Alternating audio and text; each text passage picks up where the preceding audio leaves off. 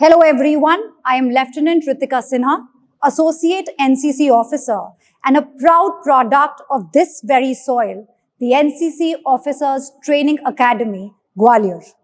We are in conversation with one of the trainees presently undergoing training at PRCN 112 at OTA Gwalior.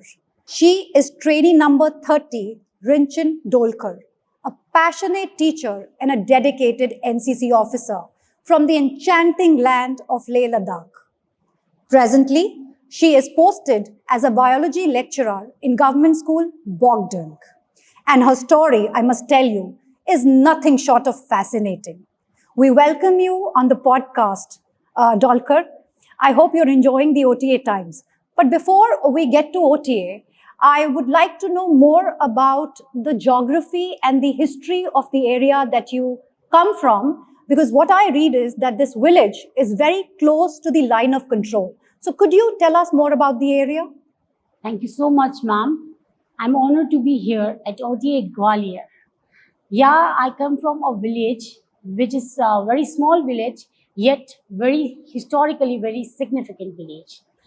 This village was the last Indian village during Indo-Pak War in 1970 war.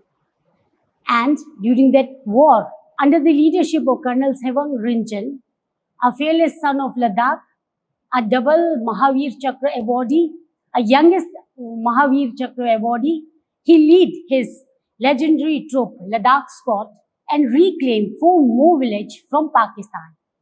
That villages are Chulunkha, Turtuk, Tyakshi, and Thang. Now, I want to make you aware that the NCC in these villages are recently introduced. In 2024, NCC was introduced in my institution in Bogda, and in recent 2025, NCC was introduced in Government Higher Secondary School Tyakshi and Government Higher Secondary School Turtuk also. But both the school have junior wing, and in my institution, it's the senior wing. So that's incredible. That's like history and geography intertwined. Yeah, yes? That's it. But, hailing from such a sensitive border location, I'm very sure comes with a lot of challenges, locational challenges, and also impediments for the cadets. So could you throw more light on the challenges for the cadets and also for you as an NCC officer? Yeah, the terrain is very challenging. It is approximately 190 kilometers away from the Leh city. To reach there, we have to pass the second highest motorable road, Khardongla Pass. So it's very challenging for the cadet also and for the 1st Ladakh NCC battalion also. So the NCC was established so late in such area. It is just the reason. And if we have to attend some camp, if we have to attend some activities related to NCC in the city, students have to cross 180-90 kilometers. That is very tedious job. And the roads there frequently gets blocked, and weather was not favorable all the time. So that's why it's very challenging for the cadets. But there is something in the blood of the cadet living in the border area that they cope up with such situation. They manage to participate. They try to participate in every activity that is in the blood of the border children. That is what I want to say. It is commendable, how you and your cadets are making the ends meet.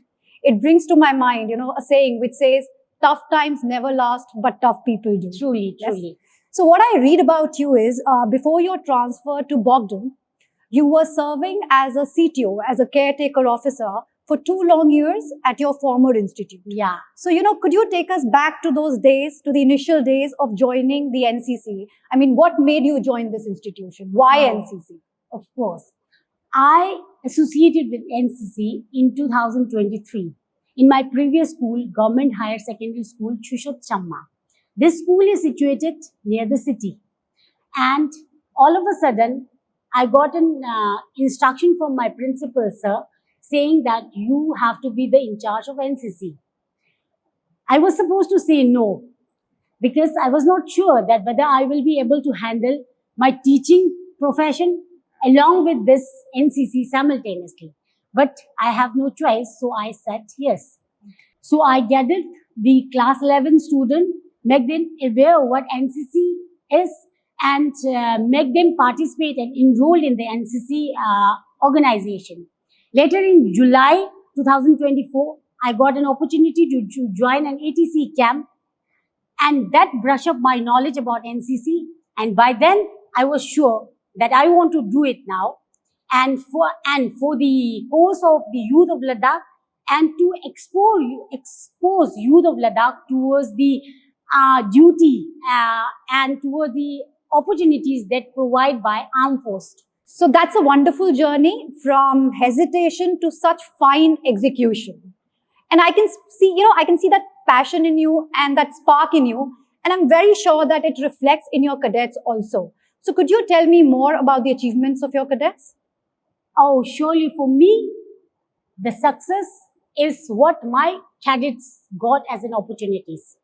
During my 1.5 year CTO in my previous school, 4 of my SD cadet got the opportunity to be a part of Uttarakhand CAT.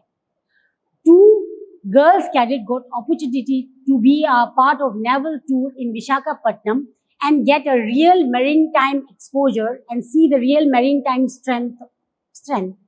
And 1 cadet got an opportunity to be a part of basic mountaineering course at Pahalgam this June.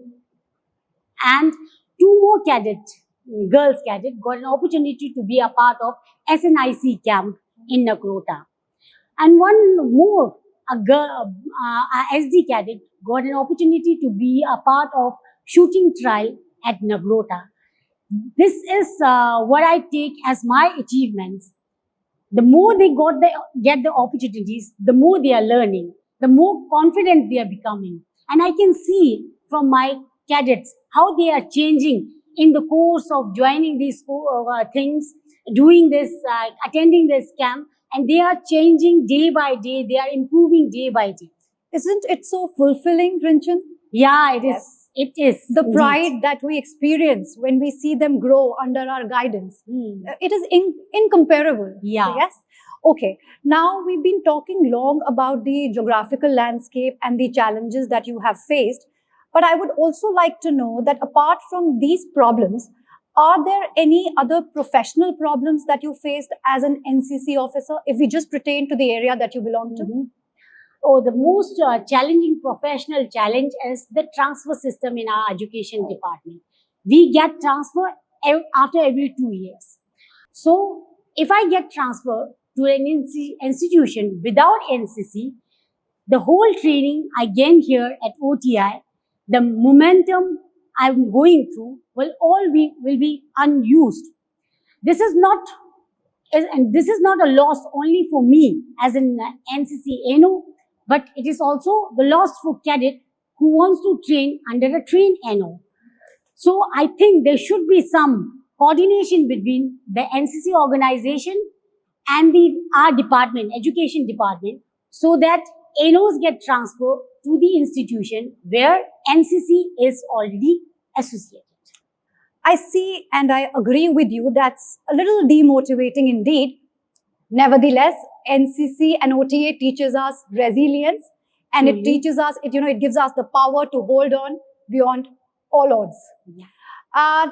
And the way that your cadets are performing, but actually, they're transforming, speaks volumes of your effort and your commitment to the cause.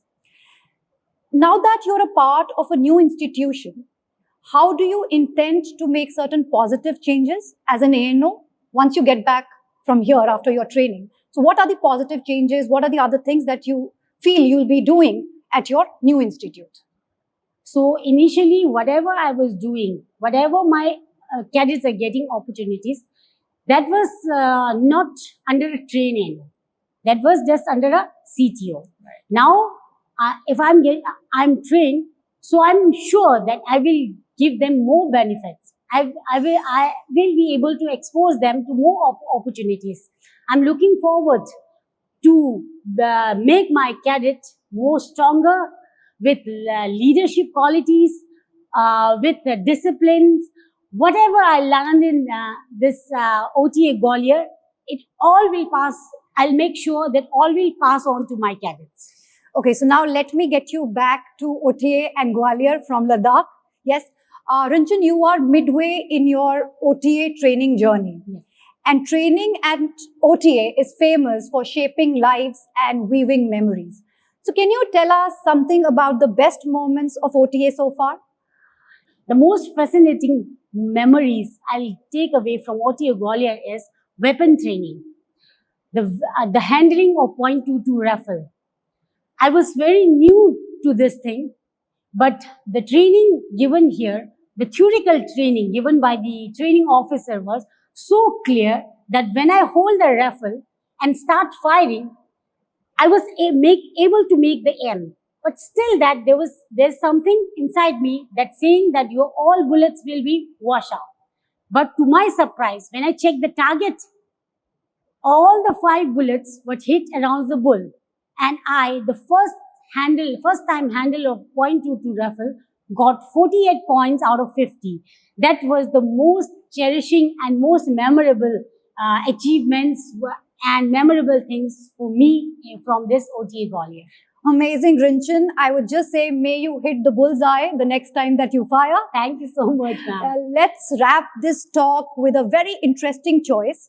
So you have braved odds back home, but we agreed that the training at OTA Gwalior is no cakewalk. So I have a very interesting choice for you. What would you choose?